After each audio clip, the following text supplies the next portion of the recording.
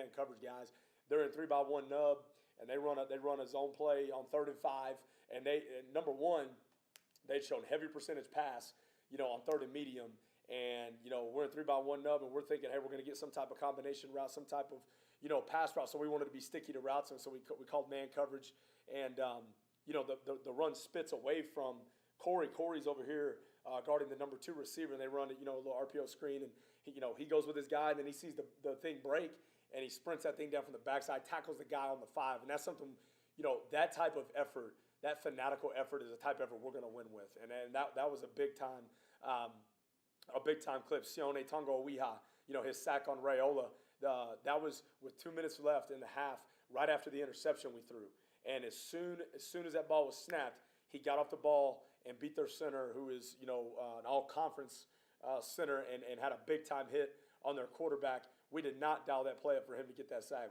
We called a 4-man rush, playing base zone defense, and that's fanatical individual effort, and that's why he's our trench warrior and got a big-time sack, right there. The third clip was Cam Thomas on the touchdown, because I think Cam Thomas played absolutely fearless in man-to-man coverage. He played fearless the whole day. The things that you're not going to see, or that if you go back and watch, his blocking on the perimeter. Number 2 for them is just a beast of a safety. And man, he push cracked him one time, and they both about knocked each other out. But you know what? Cam sacrificed for the team, man. You watch how he played the game. He cares about his teammates and cares about winning. And that route, I showed the team, was a fearless route, man-to-man coverage. And they didn't play man coverage the rest of the night. And it's due to him taking the top off. And that was a huge deal. The last thing and the most proud thing, clip that I showed, by far the thing I'm the most proud of, and it made a big deal of it with the team, and they saw it, and it was awesome, is the goal line stand when they're up, 37 to 7. They're up 37 to 7. They've been on the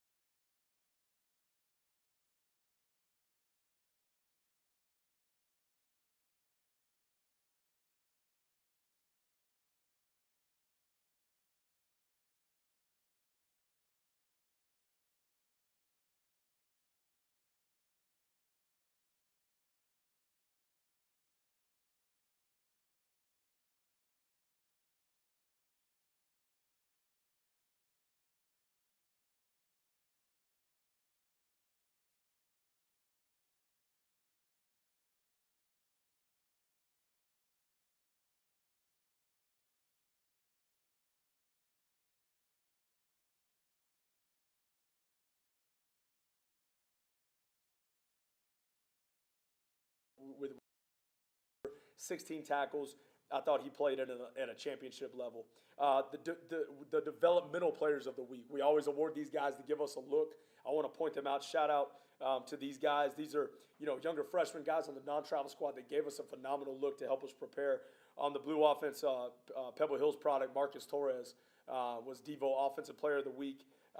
Was just full speed max effort against our defense. Did a great job on the orange defense. To give our offense a look. Trace Meadows at linebacker, fanatical effort, fanatical look.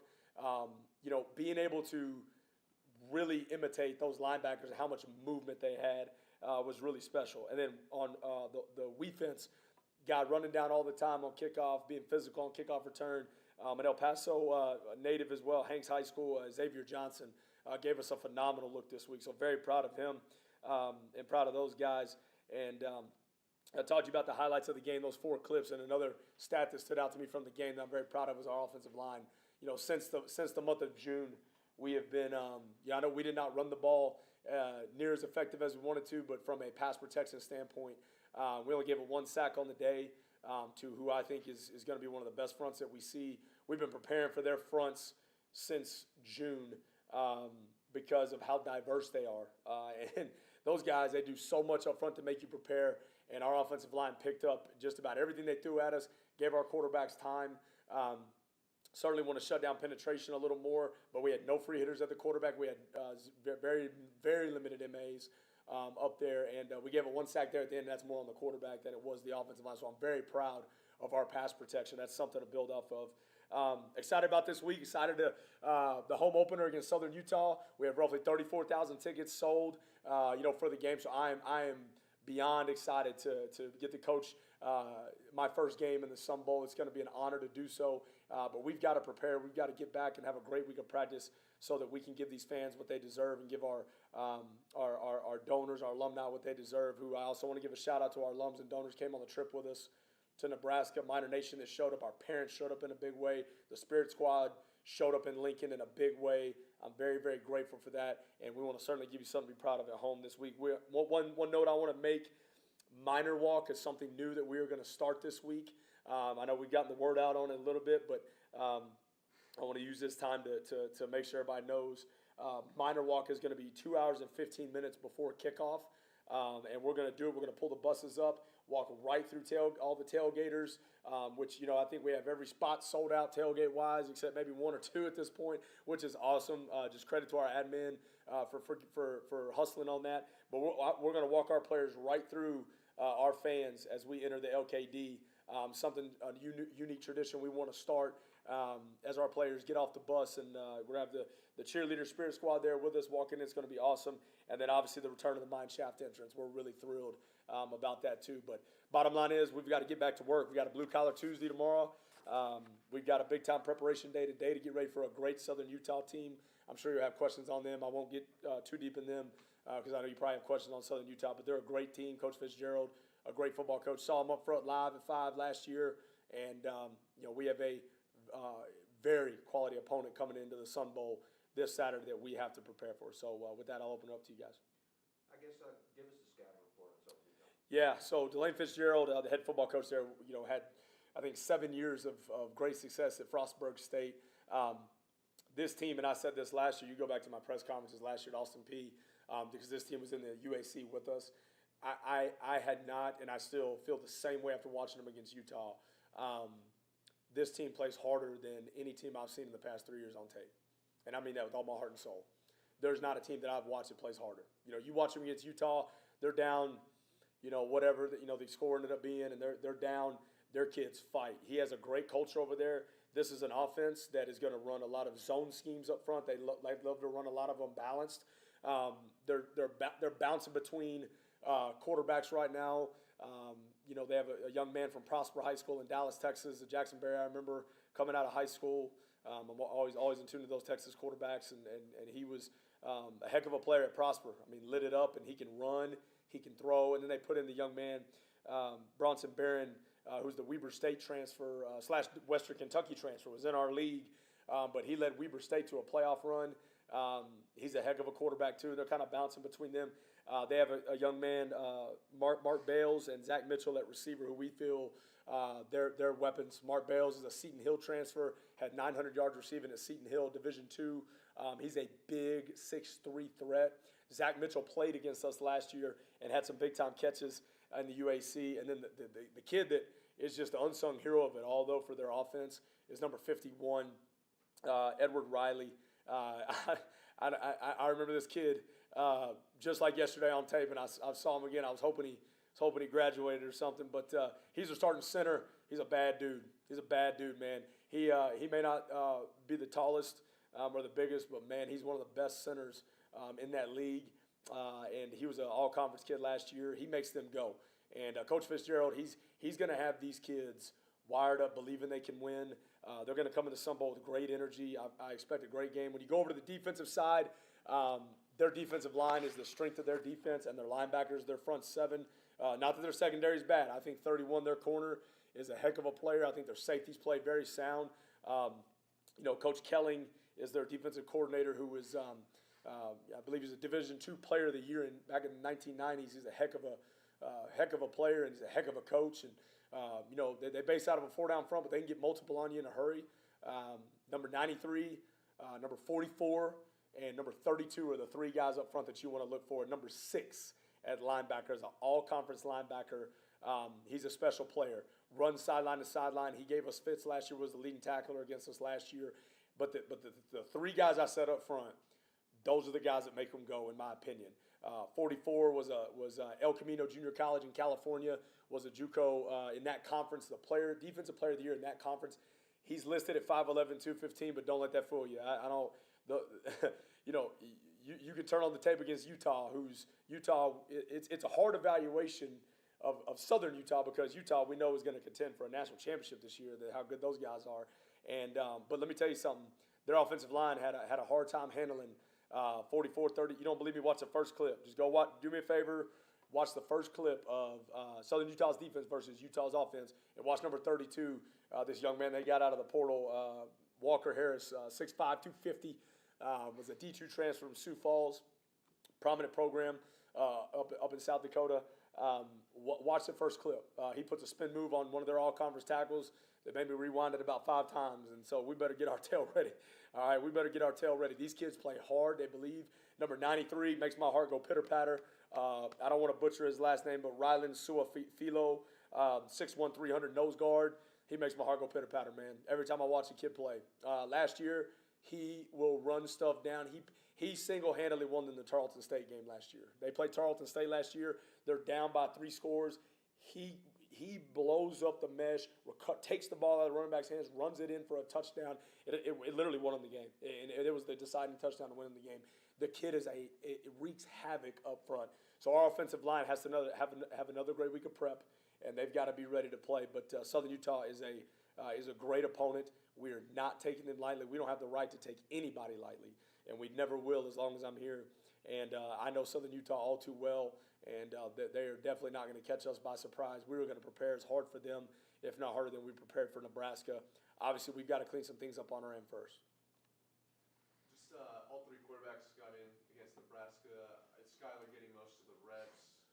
What are we going to see at that position come this Saturday? Like, is Skyler the go-to guy? Or I know you said you only wanted to play 2 or 3 of these first 3 games. Just how are you going about that process now? Yeah, we're going to approach it the same way, very similar. I felt like Skyler and Cade, both had their good and their bad. I thought, Skyler did a great job maneuvering the pocket and extending plays for us. I thought Cade, came in and was getting that ball up and out. My plan was to play both of them, and I wanted to do that before halftime.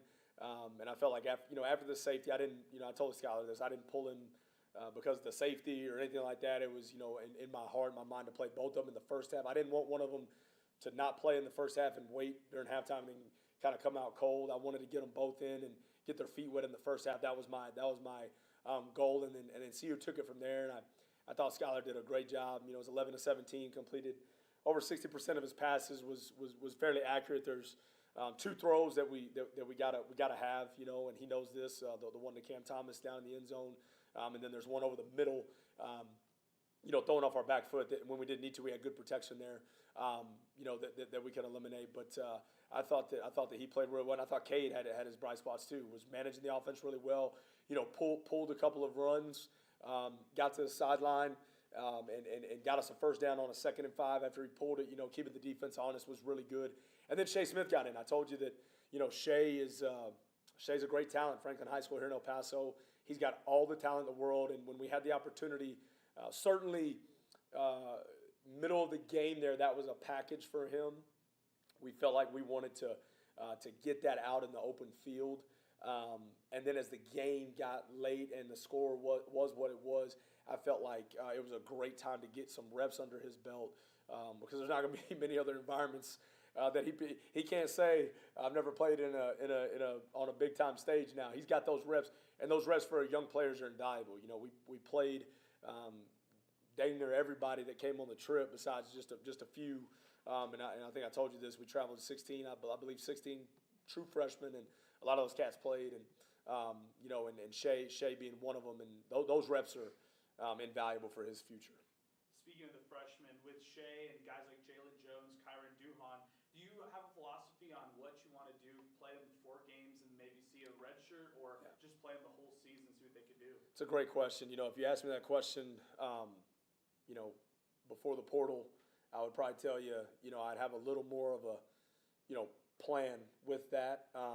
But my mindset has always been even before the portal is, we don't recruit guys to redshirt. If they're good enough to play, the best players play. And so these guys are certainly good enough to play. But I'll say this, even now in this day and age, heck, if you got a great player, you better play him. You better play him. You better not say, man, this guy's, because I think in the past you would look at like guys like that, and you would say, man, this guy is a really good player, and hey, let's get him 4 games of great experience. Let's put the shirt on him, and then next year he's going to be even more dominant. Now it's like, man, when you got a good player and he's deserving of playing time, then you put him on the field. So we don't have a mindset to redshirt those guys. We're still, I think, evaluating as well, right? We just have 1 game under our belt, and I think as the season goes on, we'll get a better shape of our depth chart in totality to be able to make those decisions. But honestly, we're certainly not going to waste a young man's eligibility when it's not necessary. But it's always going to be about the team first. We have a section in our player manual that talks about redshirting and talks about our mentality towards it. And the number one thing for me is it's always about the team first. Whatever helps the team is going to be at the forefront of our mind. But we have great players like Kyron. You mentioned Kyron and Jalen, and just the list goes on. That freshman class is really, really special in my opinion. And if they prove they're the best guys and continue that, then they're gonna play. I know the entire nation got a first look at like what the coach to player communication is like. I know you said this is the first time you're getting to use it. How vital is that going to be for you guys, considering the offense you guys plan on running? Yeah. And Critical. I think it's critical. You probably, I know they mic'd it up, and you probably heard me on that play, like talking about watching rotation, and it's just little tidbits I can give him like that. We can talk through, which is pretty cool. I just got to tell them. I tell this because I tend to think out loud and talk out loud, and so before the game I had to remind Cade and Skylar. I was like, hey, like there's gonna be times where it's 3rd down and I'm trying to get a call, and I'm gonna say like 3 calls, but I'm not saying them to you. I'm saying 3 calls. I'm talking it out in my head. I'm talking it out even with the staff. And so we had to be on the same page on that. It creates a new dynamic, right? So and it makes me have to be more precise with my communication of like, all right, Skylar, let's go. Hey, we're gonna run, blah blah blah. And so, but it's gonna be paramount, man. And the advantage for us is the ability to get that play call in fast, and then be able to talk him through what he sees. But the other part of it too, and you probably heard this from other people, but it's also been something huge for us is you have to manage how much you talk to him too, because you don't want to put too much in his head. That's the last thing you want to do. And I certainly feel like we're getting on the same page with that, because I want to give him tidbits, but I don't want paralysis by analysis. Those guys, like, oh, okay, coach sees this, I see that. At some point you gotta let them play, but I think it's good to be able to get that play in and give a couple tidbits about what we're seeing. Aside from culture, just looking at the X's and O's, how much were you able to evaluate against Nebraska, just in terms of how good they were? A lot, yeah, a lot. I mean, they, I think from an X and O standpoint, they did a couple of things. You know, they were pretty honestly consistent with, you know, what we saw on tape in terms of their schematics towards us. Played a lot less man coverage than what I expected, but I think that was after Cam Thomas, you know, scored that one. They felt like they could play zone and keep everything in front. That presented some challenges. You know, we certainly had a mentality, you know, to push it down the field a little more. But the way they were playing their defense, man, playing those guys back, playing those guys off, we had to take some shutdowns, take some underneath stuff. I certainly wanted to be able to run the ball more. That's something that you know is our offense is you know, contrary to popular belief, is built on. It's just with the the flow of the game, and you know, offense has got to sustain drives. You know, we really hurt our defense with the lack of plays that we ran. Right. You know, I'm not a huge believer in time of possession, but when you're not scoring points, it becomes paramount, right? You have to score. It's one thing if they've doubled you up in time of possession, but you've doubled them up on the scoreboard, it doesn't matter. But when they've doubled you up on time of possession and you're not scoring, your defense is hurting, and we really hurt our defense, and that starts with me. One thing I said it after the game, to your point, Brett, is we definitely, and again, this is on me, we definitely had too much in the game plan on them, and the reason for that, number one, was because you know, we're playing a team the caliber of Nebraska. We didn't feel like we could just, you can't just walk out there against a front like Nebraska when they have, you know, 2 to 3 NFL draft picks up there and just line up and, hey, 2 by 2 and let's run right at them, or let's just throw hitches all day. Like, I mean, you got to have some type of advantage within the game plan, whether it's unbalanced, whether it's FIB or you know, just doing unique things to gain a hat advantage, right? So that's the mindset towards it. But where probably went a little too far is we had probably too much of that in, where we confused our own guys, and that's where I've got to be better this week of finding that. And every team I've had is different of finding that sweet spot of the volume of plays they can handle, and that's something I'm still figuring out with our offense, and even on defense, we're figuring that out. What's that sweet spot of the volume of plays that our guys can handle so they can go execute effectively, but we're not vanilla for the opponent, you know? And so I think that we're finding that out better every day with these guys. And certainly had a little too much in the game plan, but definitely was able to evaluate schematics against them. Time of possession with the defense out there for so long. Yeah. How did they do it? Are you on point on your physicality, your Yeah. physicalness? Because being out there that long endangers injury. Sure. Mental. Yeah. I mean, it does get mental when you're out there that Oh, long. 100%. And so evaluating our defense through that, I was very proud. You know, we had 16 or 17. I think we ended up with 16 or 17 missed tackles on the day, which for a game one, that is really good. I know that sounds like a lot, but like that's honestly for a game one, that is really solid. You know, we needed it. Now the caveat to that, in my opinion, when you watch the tape, is we got to get more what we call KEB tackles, which is knock 'em back tackles. You know, where what we hit goes backwards, right? A lot of times we were there and we were making those tackles, but they were bleeding through for an extra 2 to 3. And you know, that's on me not getting enough guys at the point of attack with a 12 personnel, 13 personnel team. I certainly think I could have. I definitely know I could have done a better job of getting our personnel, the right personnel on the field in our goal line sets, to where we get a little bigger, heavier with a team like Nebraska. Certainly needed to be better there, you know, with that. But you know, for us to have that many missed tackles and to play as physical as we did, you know, I thought with the time possession, those things given, I do like where we're at physicality wise. Certainly, when I watch the tape from defense to offense to defense, I don't see anybody turning it down, which that's a huge deal. Is okay when the live bullets are flying, who's turning it down? Hey, who's walking away? You even think about up front. I know we didn't have a great rushing day or a great day on offense period at all, but if you really assess the tape and watch our offensive line, there's some nasty things that they do. Otis Pitts played extremely violent. You know, way too many holding calls for our offensive line. We're going to clean that up in terms of our technique. But Otis Pitts played extremely violent. I thought Brennan played violent up front and defensively. You know, certainly Dorian Hopkins is the guy. When you think about physicality, that's the guy who comes about. I thought Xavier Smith on the back end played extremely physical as well. So I do like for a game one where we're at, given that we were on the field for such a long period of They time. did mention on the broadcast that you, and showed it on the replays of how one guy would get there and then the second guy would get there and then they'd still get that third guy there Yes. and make the stop so that they noticed. That's a standard for us on defense. It's orange swarm for a reason, right? And then we don't. And I think I've said this in a previous press conference, but we don't call it running to the football. We call it hunting the football. When you run to something, you can run aimlessly like a dog chasing a mailman, right? But whenever you hunt something, you're hunting with intent. And I loved seeing our defense swarm to the football. I thought that was a really good sign.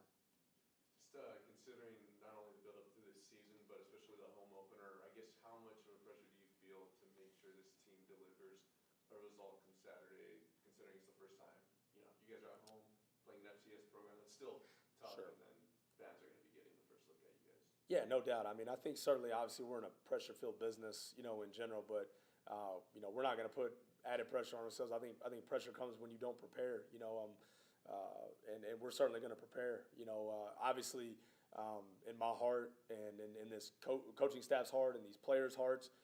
I mean, even Cade McConnell got in front of the team last night, and it was really cool to hear him talk about hey, what it means to defend the Sun Bowl for this city and for our fans, and to give them something to be proud of. So there's certainly an expectation there. There's certainly a desire for us to go out and perform really well in front of our home crowd. We've talked about it a lot in the offseason.